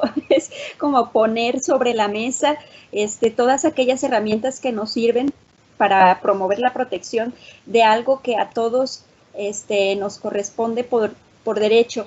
Esta idea se empezó a gestar desde una entrevista que tuvimos con el maestro Ramón Izaguirre. Él nos mencionaba que el maestro Hernán Ferro promovió un recurso ante derechos humanos estatales para proteger su derecho al paisaje. Y pues como fue algo que se me quedó grabado inconscientemente, híjole, no encuentro Es que tenemos páginas diferentes, pero bueno, no importa. El pensar, pienso que justamente la apreciación tradicional que tenemos de este paisaje nos lleva a ceder el derecho a los propietarios de predios en la Bufa, por ejemplo, ¿no? Y que en torno a ellos gire toda la dinámica de que si se protege, que si se urbaniza, que si no se puede, que primero se necesita un plan de ordenamiento territorial, y todo nos lleva a esta pues dinámica de enfrentamiento entre propietarios de predios y la sociedad civil, la organizada y los que no estamos organizados. Entonces consideré que no se trataba de poner en el foco a personas, a particulares, para tratar de negociar con ellos absolutamente momento, como derecho colectivo, existe la oportunidad de que lo valoremos en un primer momento. Esto me recordó mucho que también cuando asistí al programa de radio de Guillermo Smith, algunas personas me comentaron que no era preciso asistir a ese programa por mil y un razones. Sin embargo, la experiencia fue muy grata porque se convirtió en un espacio de interacción y de compartir puntos de vista desde lo civil y desde, pues sí, él como ciudadano pues también ejerce algunos aspectos políticos en su carrera y eso es muy respetable. Entonces, en ese colectivo creo que cabemos todos, ¿no? No el propietario que quiere hacer un campo de golf, no el dirigente de asociación civil X ambientalista, no, sino que se trata de todos los que estamos, los que vivimos en Guanajuato y sí, muy especialmente de las personas que viven en las comunidades, ¿no? Era algo que remarcaba mucho la delegada de Calderones, ¿no? Como pues la comunidad está abierta, ¿no? No está cercada, ni mucho menos, pero pues si alguien va y se mete a su colonia, pues va a echar un ojo, ¿no? Va a preguntar quién es, por qué está ahí, y es lo mismo pasa en las comunidades, ¿no? Pues como son espacios de esparcimiento, muchísima gente va y se mete, ¿no? Pues haciendo uso del territorio, ¿no? Porque pues, pues los propietarios están, pero los espacios están abiertos. Entonces, el ejercer ese derecho ciudadano va en ese sentido de hacernos partícipes todos y de que los reflectores no vayan al problema, sino justamente a la solución y a la puesta en valor del patrimonio y del paisaje. Muchas gracias, Alta. Exactamente, es valorar al patrimonio como un derecho colectivo que pertenece a todos y que obviamente, bueno, pues es importante proteger porque es algo que la humanidad paulatinamente y en la medida de lo posible, y yo estoy seguro que cada vez más, pues va a tender más a proteger su propio lugar, el propio espacio en el que vive y convive y se desarrolla y se tienden puentes culturales, sociales, ideológicos, religiosos, en fin. Yo creo que es muy importante y pues mira, a mí ya no me queda nada más que decir. Yo dije que iban a hacer 2 interpelaciones, ya las he hecho. No me queda más que felicitarte ampliamente por tu tesis. Muy buena tesis, Alta. No me esperaba menos de ti, la verdad. Te felicito muy ampliamente. También felicito a tu directora de tesis, a la maestra Ada, porque te supo guiar en este camino, que siempre la buena dirección de una tesis se ve en el documento final y aquí también hubo una muy buena dirección también de ella y también mi felicitación para ella. Y en este sentido, bueno, pues cedo el uso de la voz precisamente a tu directora de tesis, a la maestra Ada, para que ella haga el uso de la voz y considere pues hacer la interpelación en los términos que mejor tenga convenientes. Adelante, por favor, y yo me voy a permitir cerrar mi micrófono. Bien, Alta, ¿me escuchas? Sí, maestra.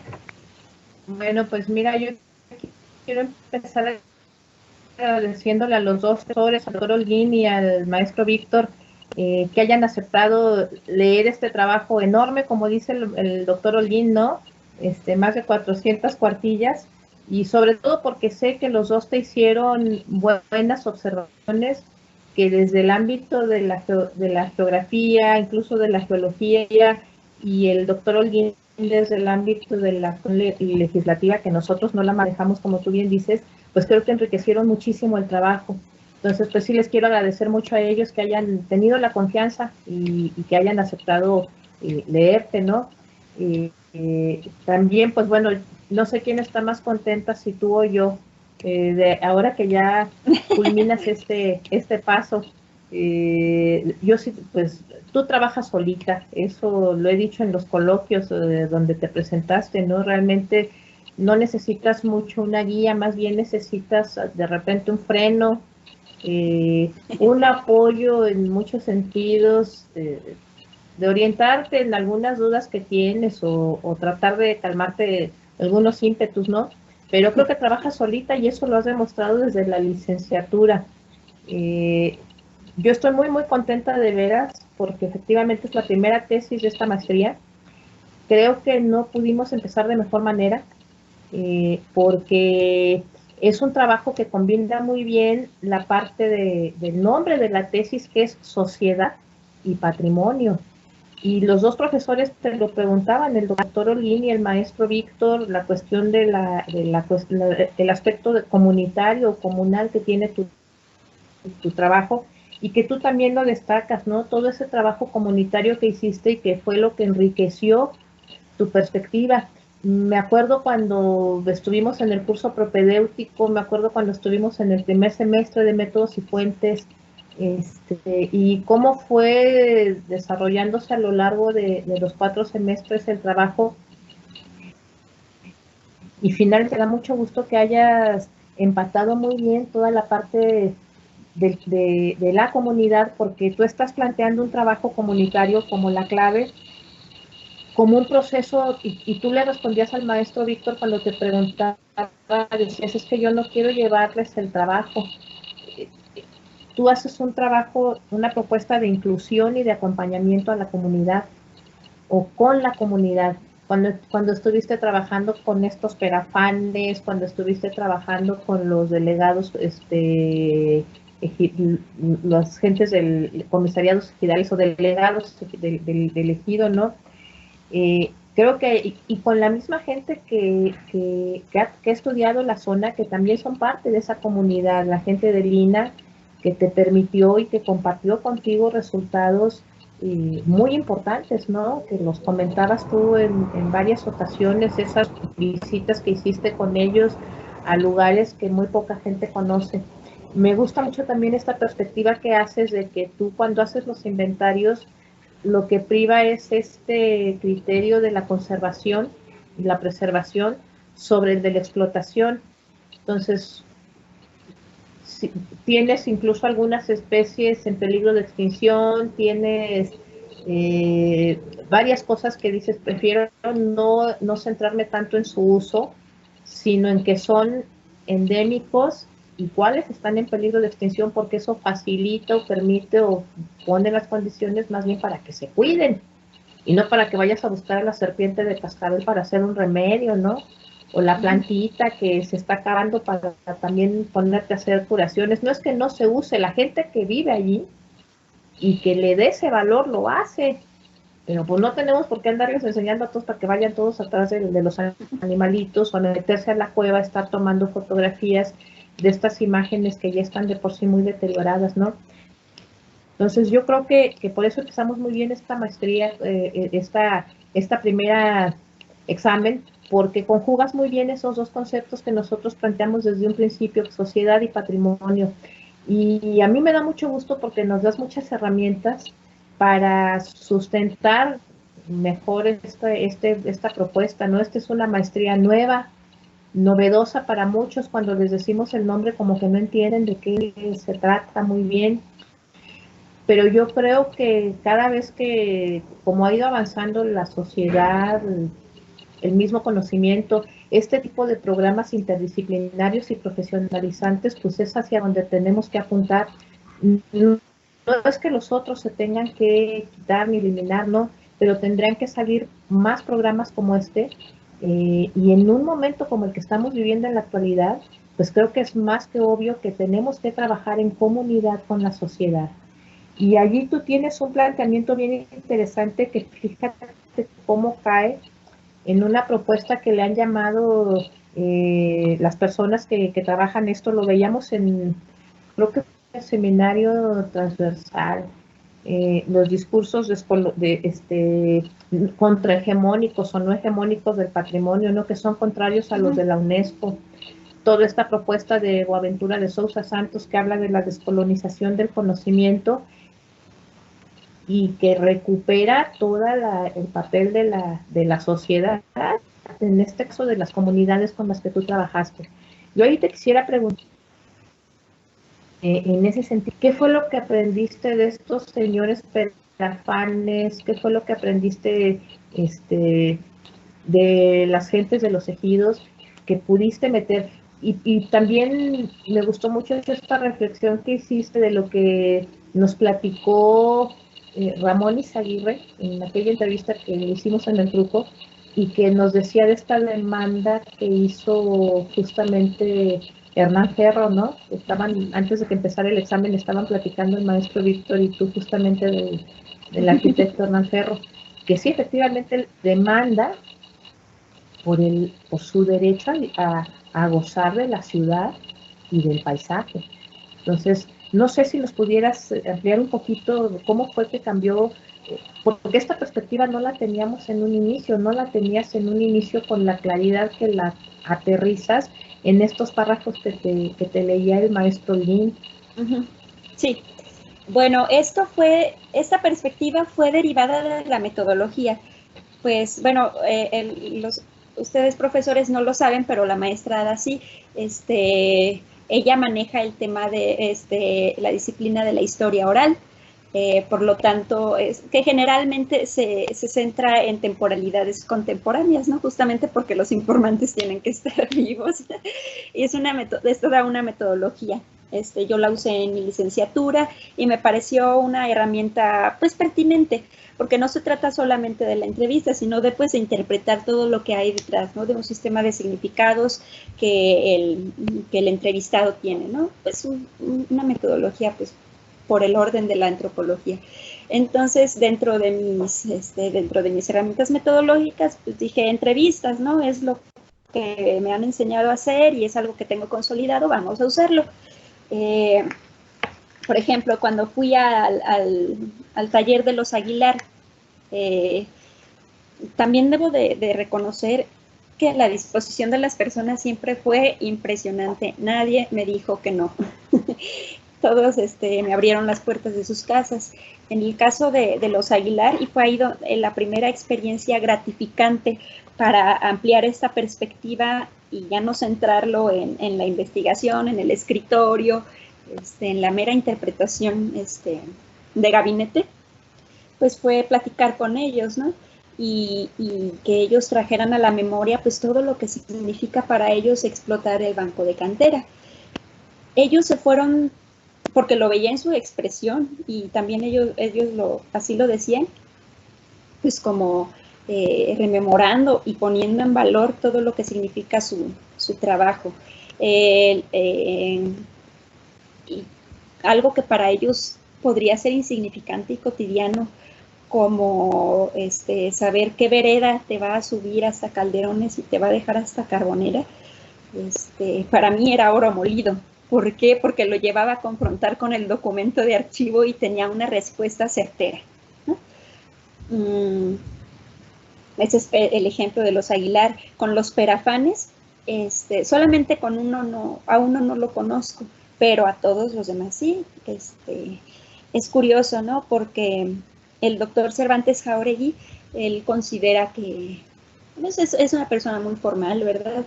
Él considera que sí, que la Ruta de la Virgen es importante, pero tiene sus reservas al pensar que la Ruta de la Virgen puede ser patrimonio cultural, ¿no? Yo le dije, mire, sí, le mostré documentos, aquí hay herramientas donde se dice que efectivamente no se necesita que tenga 100 años de existencia para que sea patrimonio.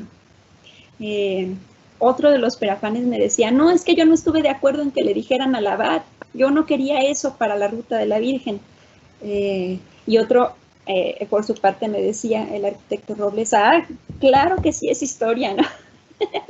Todos con perspectivas muy diferentes, aunque es un grupo de amigos que confluyeron en un mismo proyecto, pues todos tenían una perspectiva diferente, pero eso mismo es lo que hace que un trabajo se pueda socializar, ¿no? Yo no espero que cuando alguien conozca mi trabajo esté de acuerdo necesariamente, ¿no? O sea, siempre va a poner con otra perspectiva o con otro conocimiento. Y al estar así, pues de forma comunitaria, vamos a esperar, ¿no? Que caiga más información, que caigan más interpretaciones y valoraciones diversas, siempre con la finalidad de proteger, no en detrimento, ¿no? Ahí, yo creo que eso sí no sería aceptable. Probablemente escucharíamos las propuestas, las opiniones, pero nunca pensando en contra de la protección de este sitio. En el caso de los delegados de las comunidades también fue una experiencia bien enriquecedora. Yo tenía planteado ir a Hierbabuena y a Montecillo, a Carbonera y a Calderones. Finalmente, por los tiempos no se pudo, porque pues implicaba muchísimas más cosas. Yo pensé que era muy fácil moverse en transporte público y que me iba a alcanzar el tiempo, pero no fue así. Entonces opté por quedarme únicamente en Calderones, ¿no? Aquí fue fue un golpe de suerte, la verdad. Me quedé con ellos porque tienen una identidad bien específica. Los habitantes de Calderones pues ya olvidaron su pasado de la congregación familiar, porque ya no hay gente con apellido Calderón ahí desde hace mucho. Sin embargo, para ellos su historia como tal empieza con el reparto ejidal. Ellos se asumen como mineros, pero también como campesinos. Y eso es una cosa bien extraña, porque cuando se habla de ejido, efectivamente se trata del trabajo de campo, ¿no? De trabajar la tierra, no de trabajar el subsuelo. Y ellos al considerarse así y tener como referente este decreto del Ejecutivo de 1927, donde se otorga la dotación ejidal, es muy interesante porque para ellos es un acto fundacional, ¿no? de su localidad. Y son personas aguerridas que están dispuestas a llegar hasta las últimas consecuencias con tal de proteger su ejido. Y esa es otra perspectiva que, por ejemplo, acá en La Cañada no estaríamos viendo nosotros con las asociaciones civiles, por ejemplo, ¿no? Porque tienen otros intereses que muchas veces no empatan o no se entienden, simplemente no son los mismos. Entonces, tener la perspectiva de todos ellos, que me faltó muchísima más gente, ¿no? Ha sido muy enriquecedor para pensar que efectivamente solo es a través de la sociedad y las personas que podemos pensar en la protección del paisaje, porque ya lo hemos visto ahorita con esta situación de pandemia. La naturaleza también avanza solita, ¿no? No nos necesita en ningún momento para nada. Lo que pasa es que si ya el hombre accede, ¿no?, a usar estos espacios, pues ahí sí tendríamos que ponernos de acuerdo, y solamente esta protección del paisaje va a llegar en tanto entendamos que más allá de posiciones conservacionistas por sí solas, se necesitan dinámicas un poco más, no sé si amistosas, más conciliadoras, que apelen a la sustentabilidad, porque no vamos a decir que los habitantes de esas zonas no van a usar sus plantas medicinales, no, es imposible, les estaríamos quitando parte de su identidad. Yo creo que por allí es la respuesta, maestra. Sí, mira, yo ya también, como decía el doctor Holguín, serán dos intervenciones nada más. Yo creo que valdría la pena retomar esta, digamos, como invitación o reto que nos deja el maestro Víctor en cuanto a cómo vamos o cómo se puede integrar este tipo de proyectos a la gente, ¿no? Creo que tú lo tienes claro, pero sí valdría la pena en que pensáramos, y retomando lo que te decía también el doctor Holguín, de todo este estudio que hiciste de la legislación internacional, nacional, estatal, y que creo que existe una integración muy interesante. Valdría la pena ver cómo podemos buscar alguna estrategia para esto, llevárselo a la gente, porque me recuerda mucho el trabajo que ha hecho el colectivo Emancipaciones, que lo hablábamos también, recuerdas en las clases, todo este trabajo que ha hecho ese colectivo para justamente con un grupo interdisciplinario acompañar a los comuneros o a los indígenas o a las gentes de comunidades a la defensa de distintas causas, ¿no? Entonces valdría la pena entre ellos empezarles a explicar, a mostrar, eso sí hay que mostrárselos, el sentido o el significado que tiene el trabajo jurídico, porque como bien te decía el doctor Holguín, pues de qué nos sirve hacer todas las cuestiones que se nos ocurran si no tenemos un sustento legal. Y por allí va también un camino que se ha estado trabajando en los últimos años, creo que con muy buenos resultados, con buen éxito. Entonces, si ya lo tienes hecho, buscar algunas estrategias, no quedarnos nada más en la parte de que tu trabajo pues va a estar, ahorita ya está en la plataforma de la División de Derecho, yo creo que hay que difundirlo de otra manera. En la cátedra de la página, en la página de la cátedra UNESCO, pues también y eso también te conviene mucho, digamos, académicamente hablando, pero darle un acompañamiento a las comunidades o continuar con el trabajo con las comunidades y llevarlo a ellos, porque finalmente el asunto de la bufa, pues ahorita está detenido porque nos llegó la pandemia, ¿no? Pero tú sabes mejor que yo que estaba ya otra vez el asunto de que hay que ver cómo se va a hacer allí el estacionamiento para la presidencia municipal o un edificio para el ayuntamiento, los mismos dueños que compraron esas tierras, pues cómo se van a urbanizar. Y tú bien lo decías, la discusión no tiene que estar nada más con ellos, con los dueños del territorio, ¿no? La discusión tiene que ser mucho más amplia y entonces, pues sí, creo que allí tenemos un reto, la coordinación de la maestría, tú que estás egresada y que seguramente vas a continuar con este tema, pero sí tratar de llevarlo a involucrar más de lo que ya está a las comunidades, y la parte de difundir con ellos esta integración de leyes que hiciste, sobre todo el sentido, ¿no? O sea, que sepan que hay maneras legales como ellos pueden actuar para la defensa de su patrimonio, porque ellos lo tienen muy valorado, ellos saben lo que tienen. O sea, si cortan una hierbita para curar, saben cómo hacerlo de manera sustentable, cuidan a los animales y demás. Pero toda la parte de legislación es la que se desconoce. Y allí pues hay que tomar el reto que nos dice el maestro Víctor, ¿no?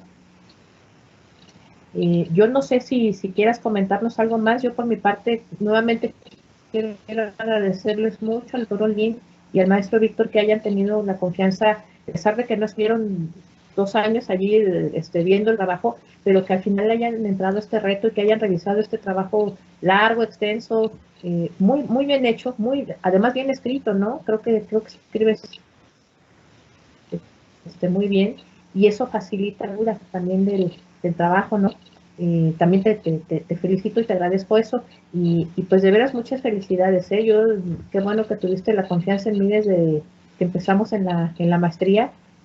Sabía que ibas a terminar muy bien, pues rebasaste las expectativas de todos, déjame decirte. Cumpliste muy bien con tu trabajo, muchas felicidades, Santa. No sé si quieras comentarnos algo más. Pues nada más quiero agradecerles que hayan aceptado formar parte del sínodo, porque para mí algo fundamental es el trabajo multidisciplinario.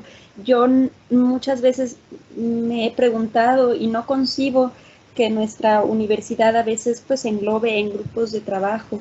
Eso pues solamente redunda en trabajo académico que va a parar a la biblioteca.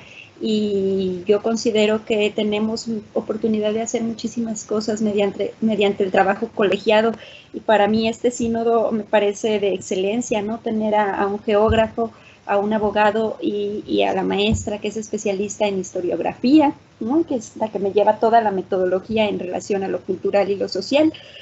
Me parece muy completo, muy pertinente y me da la oportunidad pues de tomar diversas enseñanzas, ¿no? Porque el paisaje siempre se va a estudiar de manera multidisciplinaria. Hay que dejar atrás los cotos de poder, yo soy arquitecto del paisaje. Perdonen si luego sueno muy agresiva, pero es algo con lo que me topé y que de cierta manera me dolió, pero no le hice caso, ¿no? Si no, no hubiera terminado, ¿no?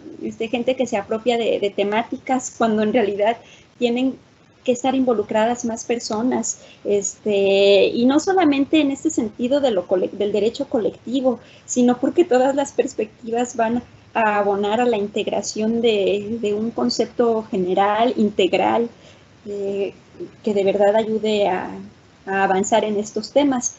Hasta ahora hemos visto que el tema ecológico no ha sido suficiente para las autoridades.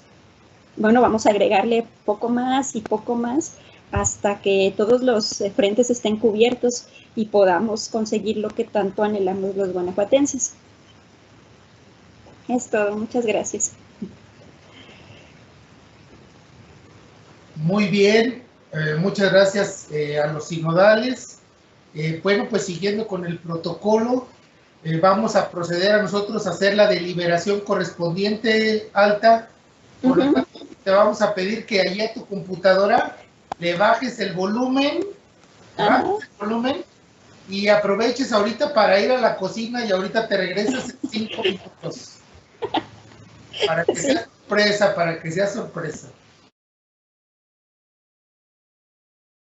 Muy bien, licenciada María del Carmen Altagracia Rocha Martínez, pues siguiendo con el protocolo del examen recepcional, vamos a proceder a hacer pues lectura del acta que pues se ha levantado para estos efectos, y le vamos a pedir al secretario del sínodo, al maestro Víctor Manuel Ortega Chávez, que proceda a dar lectura del acta correspondiente. Adelante, por favor, maestro. Sí, claro que sí. En la ciudad de Guanajuato, a las 17 horas del día 6 de mayo del año 2020, se reunieron de manera virtual los señores Dr. Antonio Holguín Torres, maestro Víctor Manuel Ortega Chávez y maestra Ada Marina Lara Mesa, designados para verificar el examen de grado de la señora licenciada María del Carmen Altagracia Rocha Martínez, concedido por acuerdo de la Rectoría General, a efecto de obtener el grado de maestra en Sociedad y Patrimonios. Instalado el jurado bajo la presidencia del señor Dr. Antonio Holguín Torres y fungiendo como secretario el señor maestro Víctor Manuel Ortega Chávez, dio principio de manera virtual el examen e interrogaron sucesivamente los 3 sinodales sobre diversas materias y aspectos del trabajo de grado y, terminando el interrogatorio, se procedió a verificar la votación secreta, habiendo resultado la señora licenciada María del Carmen Altagracia Rocha Martínez, aprobada por unanimidad de votos, obteniendo el reconocimiento de trabajo laureado. Para constancia, se levanta la presente acta por triplicado que firman los señores sinodales.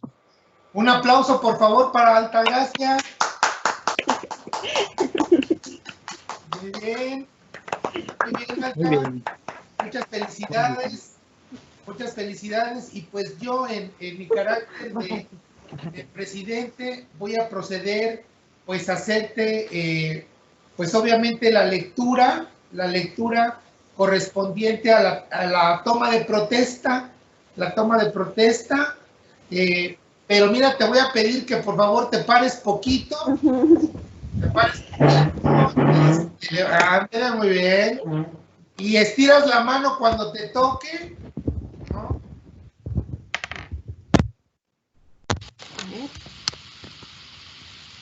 ¿Sí? Ahí.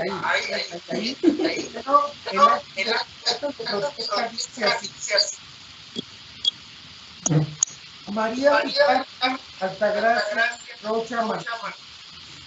Proteger y cumplir leal y fielmente los deberes propios de la profesión de maestra en sociedad y patrimonio, cuyo grado acabáis de adquirir. Sí, protesto.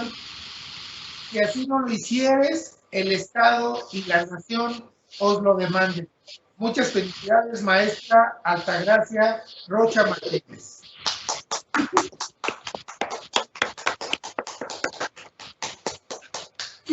Bueno, pues habiendo cumplido para efecto de este examen recepcional a distancia, pues no sé si alguien quiere agregar algo, pero antes vamos a darle otro aplauso a Alta.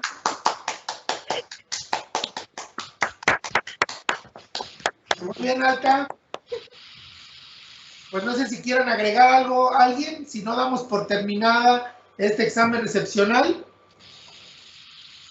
No, pues fue pues nada una más experiencia aquí con digital, ¿no? Estuvo bien, creo que nos salió bien. Felicidades, Alta, ya nos daremos un abrazo cuando podamos. Sí, claro, les debo el brindis. O sea, ya hasta lo había cotizado, se los juro. Después nos invitas al brindis. Así pasa. Muchas felicidades, Alta. Felicidades, Alta, y a tu familia también. Sí, ustedes también cuídense mucho. Nos vemos pronto, maestro Víctor. Nos vemos pronto. Cuídense. Les mando un correo ya para la firma del acta y todo. Sí, Un abrazo. sí. Muchas gracias. Gracias a todos. Gracias. Hasta luego, un abrazote, que estén muy bien. Un abrazo, Alta. Saludos a tu familia. Muchas gracias, hasta pronto.